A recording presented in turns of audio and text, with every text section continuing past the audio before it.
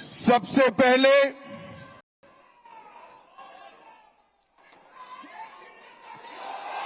अरे अब सुनो भाई सुनो,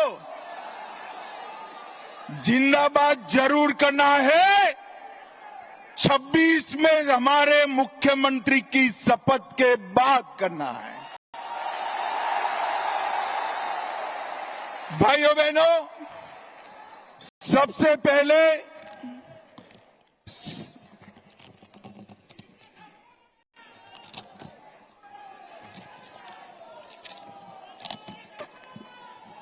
थोड़ा दूर है।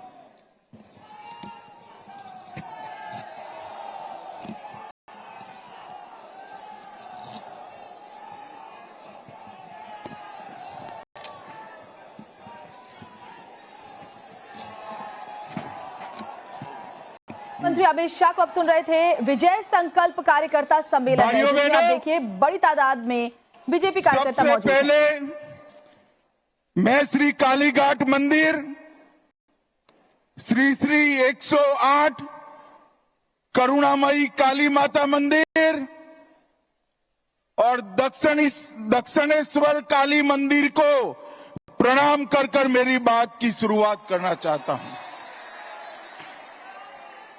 मैं जब ये बंगाल की वीर भूमि पर, संस्कार भूमि पर आया हूं, तब कवि गुरु टैगोर जी, स्वामी विवेकानंद जी, रामकृष्ण परमहंस जी, नेताजी सुभाष चंद्र बोस और हमारी पार्टी के स्थापक स्वर्गीय श्यामा प्रसाद मुखर्जी को प्रणाम कर कर मेरी बात की शुरुआत करता हूं। वंदे मातरम के रचयिता महान बंकिम चंद्र चट्टोपाध्याय की ये भूमि, जिस भूमि ने सालों तक पूरे भारत का मार्गदर्शन करने का काम किया, चाहे ज्ञान हो, विज्ञान हो, धर्म हो, स्वतंत्रता संग्राम हो, हर क्षेत्र में सालों तक बंगाल ने भारत का नेतृत्व करा।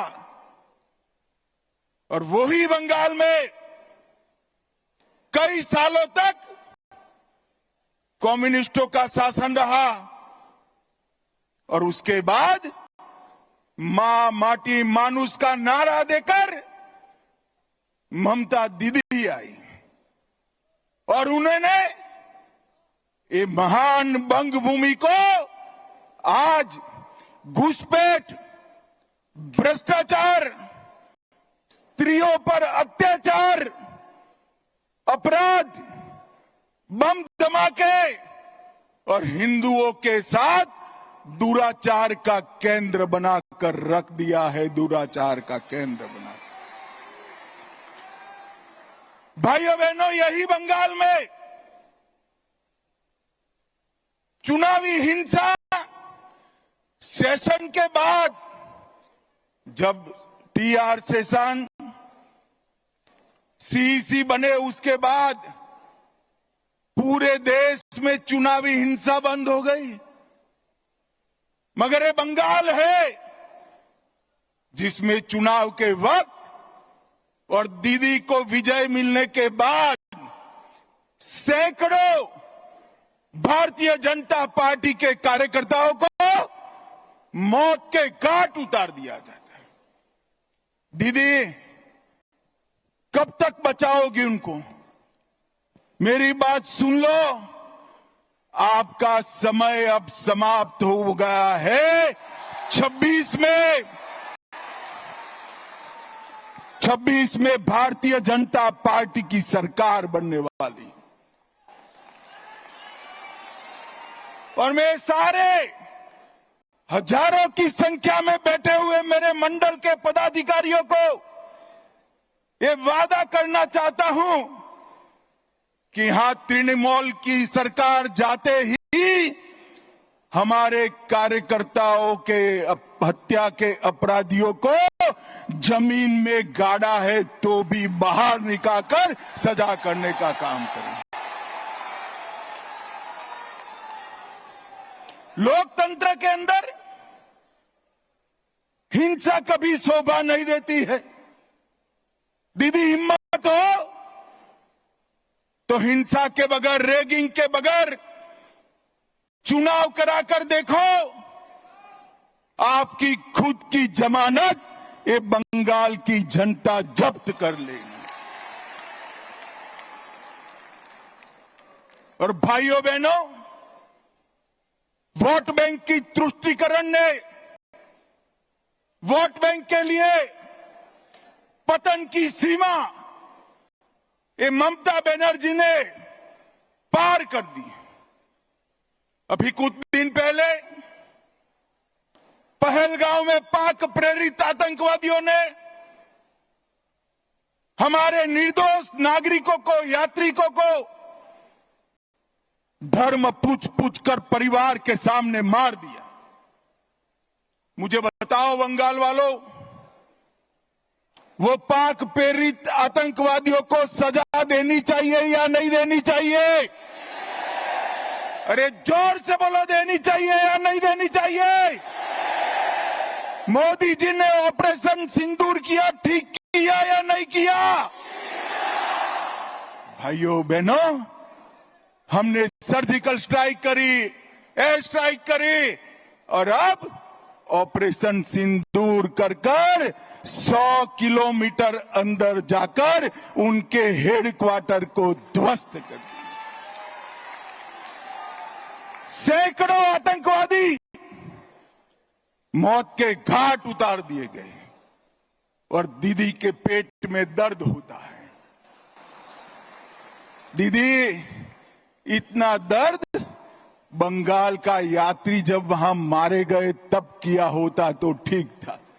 उस वक्त कुछ नहीं बोला और मोदी जी ऑपरेशन सिंदूर कर यहां आए तो एक घटिया सा राजनीतिक बयान देकर ऑपरेशन सिंदूर का विरोध किया।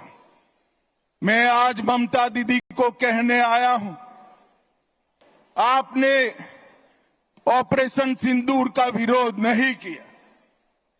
आपने इस देश की करोड़ों माताओं बहनों की भावनाओं के साथ खिलवाड़ किया है, खिलवाड़ किया। और मैं बंगाल की मातृशक्ति को भी अपील करने आया हूं, आने वाले चुनाव में ऑपरेशन सिंदूर पर सवाल उठाने वाली ममता जी को सिंदूर की कीमत बंगाल की माताएं बहनें जरा समझा दे, सिंदूर का अपमान करने का क्या मतलब होता है।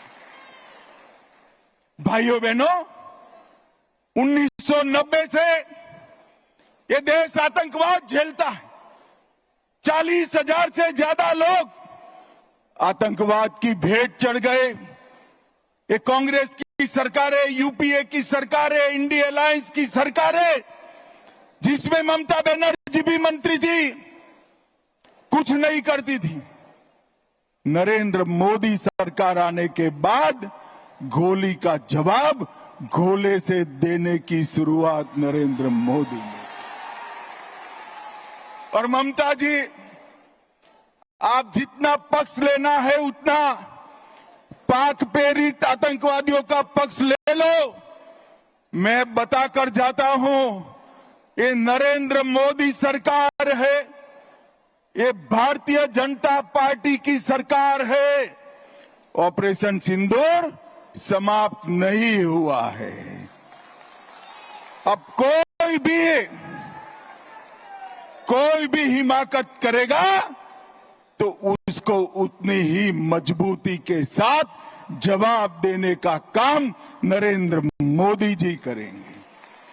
मैं आज ऑपरेशन सिंदूर में हमारी बहादुर सेना बीएसएफ ने जो वीरता बताई है, वो सभी बीएसएफ कर्मी और सेना के जवानों को 2 हाथ जोड़कर प्रणाम करता हूं।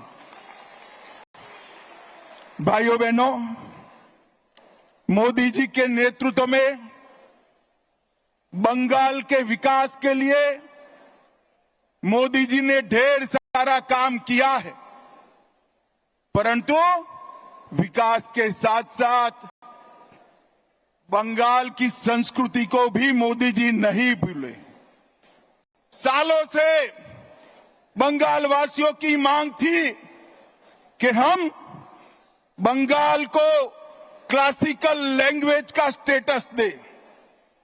आज मैं ममता दीदी को पूछने आया हूं, 10 साल तक आप केंद्र में मंत्री थी या आपका समर्थन था, बंगाली भाषा को क्लासिकल लैंग्वेज का स्टेटस क्यों नहीं दिया? और भाइयों बहनों, हमारे मोदी जी ने बंगाली भाषा को क्लासिकल लैंग्वेज का स्टेटस देने का काम कर दिया। और ये ममता जी है जिनको इसके लिए धन्यवाद करने का भी शिष्टाचार नहीं आता। भाइयों बहनों, आगामी चुनाव में यहां बैठे हुए सभी मंडल के पदाधिकारियों का मेरा विनती है कि बंगाल का चुनाव सिर्फ बंगाल का भविष्य नहीं तय करता है। बंगाल का चुनाव देश की सुरक्षा के साथ जुड़ा हुआ चुनाव, क्योंकि ममता बनर्जी ने हमारे देश की सीमाओं को बांग्लादेशियों के लिए खुला कर दिया है। इनके आशीर्वाद से घुसपैठ हो रही है। मुझे बताओ मित्रों, घुसपैठ रोकनी चाहिए या नहीं रोकनी चाहिए? जोर से बोलो, रोकनी चाहिए या नहीं रोकनी चाहिए? क्या दीदी रोक सकती है? जोर से बोलो, रोक सकती है? ये भाईपो रोक सकते हैं क्या? घुसपैठ केवल और केवल कमल फूल की सरकार रोक सकती है। तृणमूल के सांसद मुझे संसद में पूछ रहे थे कि बीएसएफ क्या कर रही है? अरे ममता दीदी, हमने आपसे भूमि मांगी है, पूरी भूमि दे दो, बाढ़ को समाप्त हो जाने दो, एक परिंदा भी पैर नहीं मार पाएगा, परिंदा भी पैर। आप जानबूझकर बॉर्डर पर भूमि नहीं देते हो क्योंकि घुसपैठ चलती रहे, आपकी वोट बैंक बढ़ती रहे और आपके बाद आपका भतीजा भी मुख्यमंत्री बनता रहे। भाइयों बहनों, ये होने वाला नहीं। ममता दीदी को मैं भारतीय जनता पार्टी का ग्राफ बताने आया हूं। 17 के चुनाव के बाद हमने तैयारी की, 19 की लोकसभा में हमें सफलता मिली, 21 की विधानसभा में 77 सीटें मिली और 24 की लोकसभा में 97 सीटों पर भारतीय जनता पार्टी का लीड रहा, 97 विधानसभा सीटों पर। और 143 सीटों पर 40% से ज्यादा मेरे कार्यकर्ताओं के परिश्रम के कारण वोट मिले हैं। मैं आज ये नरेंद्र मोदी की सेना जो मेरे सामने बैठी है, भारतीय जनता पार्टी का कार्यकर्ता बैठा है, उसको मैं बताने आया हूं कि थोड़ा फासला बाकी है। आप 40% तो क्रॉस कर गए हो, 4-5% आगे बढ़ना है, 4-5। और अगले चुनाव में हमारी सरकार बनने जा रही। भाइयों बहनों, मैं आपको विश्वास दिलाता हूं, 17 में मैं पार्टी का अध्यक्ष था, तब मैंने कहा था यहां हमारी सरकार बनेगी और आज वो दिन नजदीक आ गया है। 26 तक दिन रात एक कर हर एक बंगाल के मतदाता के पास जाइए, और नरेंद्र मोदी का और भारतीय जनता पार्टी का संदेश लेकर जाए। पूरा देश चाहता है कि यहां देशभक्तों की सरकार बने, तुष्टीकरण वालों की सरकार न बने। ये ममता दीदी ने सोनार बांग्ला का स्वप्न तहस नहस कर दिया। भ्रष्टाचार, घुसपैठ, महिलाओं पर अत्याचार, हिंदुओं के साथ अन्याय, इससे इनकी राजनीति चलती है। भाइयों बहनों, ये ममता दीदी ने इनके शासन में एसएससी भर्ती घोटाला हुआ, पशु तस्करी घोटाला हुआ, डियर लॉटरी का घोटाला हुआ, कोयला घोटाला हुआ, मनरेगा घोटाला हुआ, प्रधान